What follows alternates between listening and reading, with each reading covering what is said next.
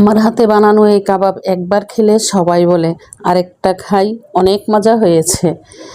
একবার এইভাবে কাবাব বানিয়ে খেলে বারবার বানাতে মন চাইবে। এই কাবাবের মশলার কম্বিনেশনটা একটু আলাদা।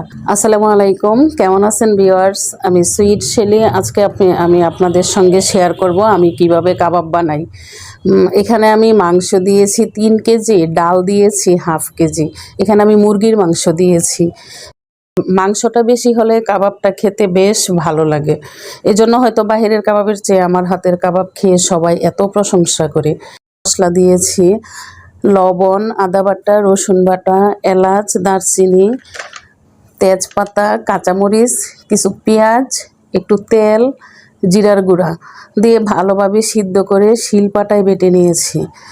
তারপর কিভাবে বানাবো সেটাও দেখেন। তো প্রথমেই আমি এই কাবাবটাকে এখানে 2টা ডিম দিয়ে ভালোভাবে মেখে নিয়েছি। তারপরে দিয়েছি পেঁয়াজ বেরেস্তা। পেঁয়াজ বেরেস্তাটা একদম মুচমুচে হতে হবে, খুব একটু পরিমাণেও বেশি দিতে হয়। আর ডিমের পরিমাণটা একটু বেশি দিলে কাবাবটা ফাটে না, খুব সুন্দর সফট থাকে আর বাহিরটা হয় খুব ক্রিস্পি।